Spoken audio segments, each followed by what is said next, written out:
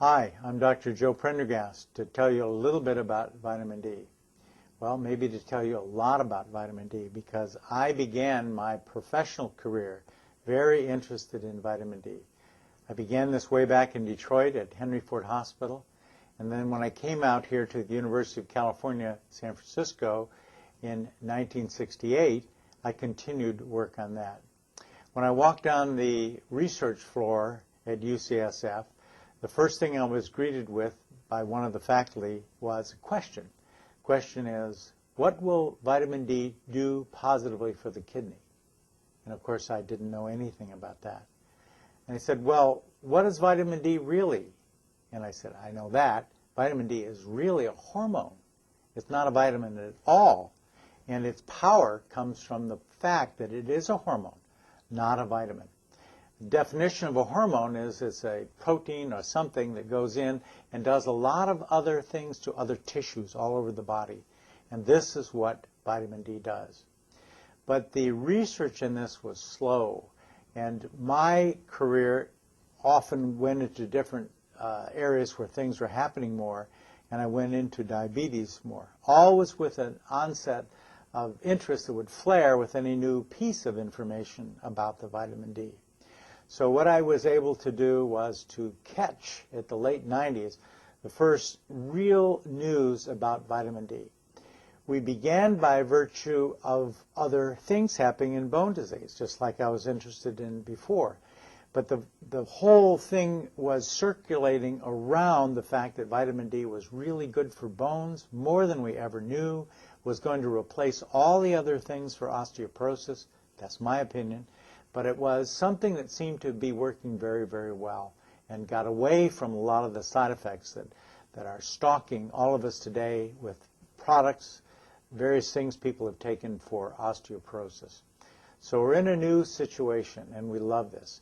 So when I began to find out there was a lot of old history that was really good, I said, this has got to be something special. Oddly enough, the first thing I wanted to do was to find out why the Germans wanted to do this for bird flu. And what they did, starting in 1921, when they were doing things for people who had TB, was to find out the whole immune system would become measurably stronger by a factor of 3 to 5 times. And this was probably better than any vaccine was ever going to be, and enabled anybody in Germany to survive the bird flu, should it come. Well, it hasn't come as of this particular writing, and this is a combination, though, of a variety of other things we put together, but we had probably the strongest thing in the world we could probably do to take any virus, any sort of even cold or flu, and make it better. Then through some writings of people from Australia, I learned this same immune system could go up and make a big difference in asthma, where asthma could have a situation where people could drop 1/2 of all their medications, and even some quit all medications for asthma. I thought, this is really something. I'm not used to this. This is more than I could ever think about. Then we had a problem when we had the ability to look at cancer. I received a newspaper from the Los Angeles Times from a patient who was down there, and he emailed me to it and said, look at this.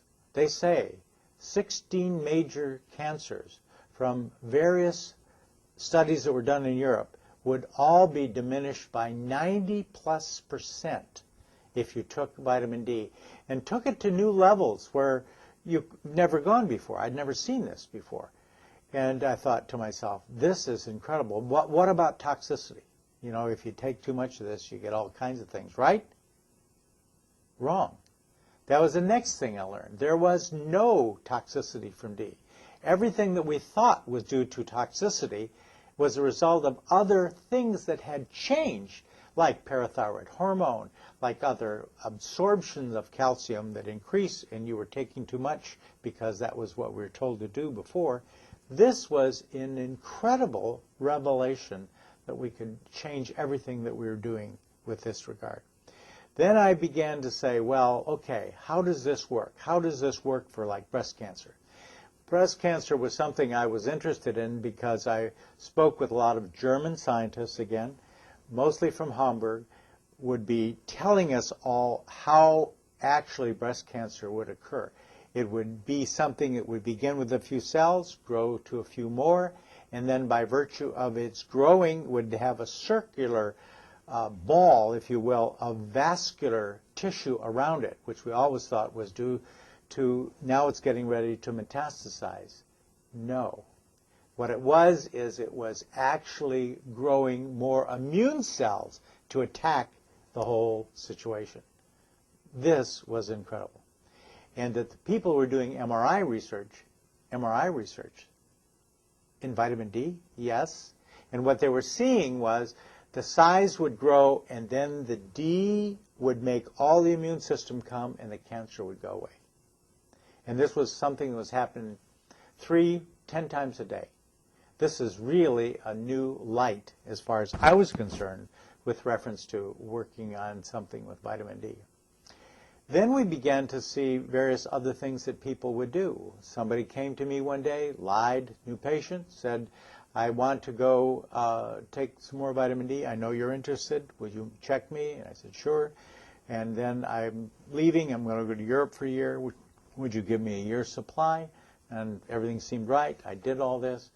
And then 6 months later, he called me and said, I lied to you. What'd you do?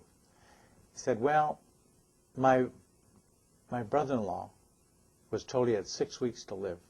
He had lung cancer. And I just felt terrible. I went to the internet and I saw these things about cancer being something that was prevented by vitamin D. And I thought, this is really fantastic. This is something that I really have to think about doing for my brother-in-law, but I didn't know how to get it. So I lied to you. So I said, where is your brother-in-law now? He said, he's in Acapulco. He's water skiing. I said, wow, that's a good story. But the story's really good because that was 3 years ago. And he called me before Christmas this year. And he said, I want to thank you again for your trust in me. And I want to apologize again for not taking your trust in its proper way. And I said, oh, that's all right, no big deal. But I want to know where your brother-in-law is now. He says, oh, he's down water skiing in Acapulco. He goes every year on the anniversary of his death. And so as I would see things, magic that seemed to happen with this, I would see people come in saying, I'm a perfectly different person. I've taken this for a week and I just want to know. I want you to know that I feel so good. I can't believe I could be that way. But I really like it. I'm very, very pleased that you know how to do it and how to handle it. And I said to them then, as I would say to anybody now, vitamin D is a miracle drug. It already won the Nobel Prize long ago for other things.